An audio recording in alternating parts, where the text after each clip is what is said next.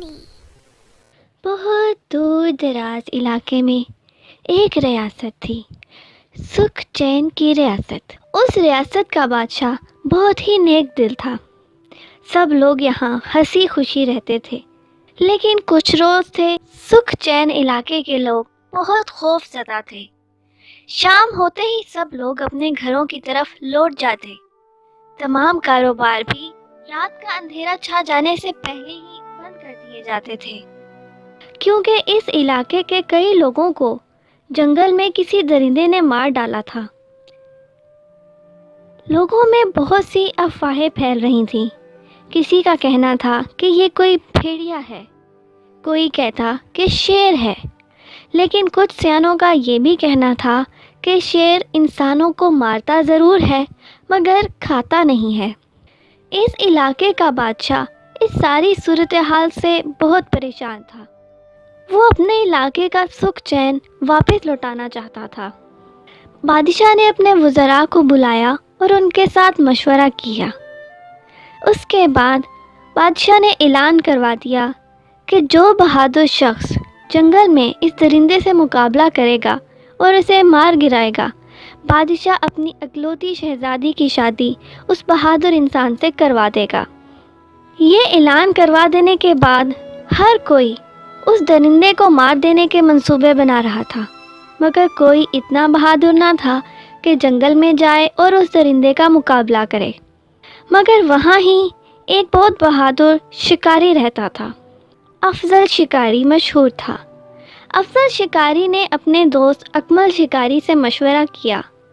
افضل شکاری نے اپنے دوست اکمل شکاری سے کہا، دیکھو دوست، میں بہت اچھا چاقو چلانا جانتا ہوں اور تم بندوق کے بہت ماہر ہو۔ میرا خیال ہے کہ ہمیں جنگل جا کر اس درندے کا مقابلہ کرنا چاہیے تاکہ ہمارے علاقے کا سکھ چین لوٹ آئے۔ اکمل شکاری نے اس کی بات سے اتفاق کیا۔ دونوں نے اس درندے کو مارنے کا منصوبہ بنایا۔ شام ہوتے ہی وہ دونوں دوست بہت بہادری سے ایک بکری اور ایک رسی کے ہمراہ جنگل میں پہنچ گئے۔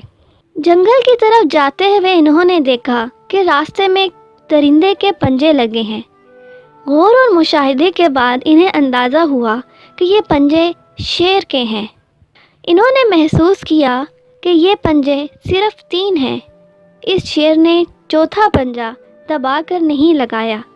اس سے انہیں اندازہ ہوا کہ ہو سکتا ہے کہ کوئی شیر زخمی ہو اور زخم کی وجہ سے وہ شکار نہ کر پا رہا ہو، اسی لیے اس نے انسانوں پر حملہ کیا تو وہ بہت خطرناک ہوگا۔ انہوں نے اس بکری کو ایک درخت کے ساتھ باندھ دیا اور خود قریب کے ایک درخت کی اوپر والی شاخ پر بیٹھ گئے۔ نشانہ باندھے تیار تھے کہ جب وہ درندہ اس بکری پر حملہ کرے گا تو وہ اس بکری کی جان ضرور بچا لیں گے۔ بہت دیر وہ اس درخت پر بیٹھے رہے۔ رات کافی گزر چکی تھی۔ مچھروں اور نیند نے ان کا برا حال کر رکھا تھا، مگر انہوں نے ہمت نہ ہاری اور کچھ دیر بعد جھاڑیوں کے پیچھے سے ہلکی ہلکی گھراہٹیں سنائی دیں اور کچھ ہی دیر میں بکری نے اچھلنا شروع کر دیا جیسے وہ ان سے مدد مانگ رہی ہو، اور یہ دونوں شکاری اس درندے پر حملہ کرنے کے لیے تیار تھے۔ کچھ ہی دیر میں ایک شیر جھاڑیوں کے پیچھے سے نمودار ہوا۔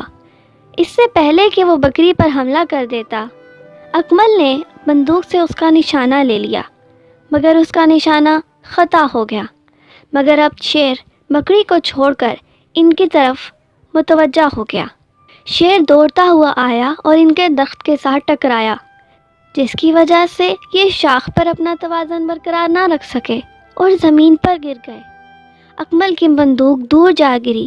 یہ دونوں دوست زمین پر لوٹ پوٹ ہو رہے تھے تاکہ خود کو شیر سے بچا سکیں۔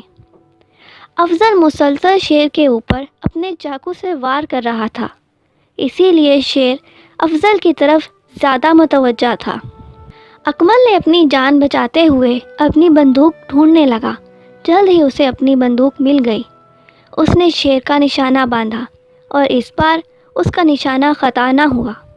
شیر بہت زخمی ہو چکا تھا اور نشانے سے وہ بے ہوش ہو گیا۔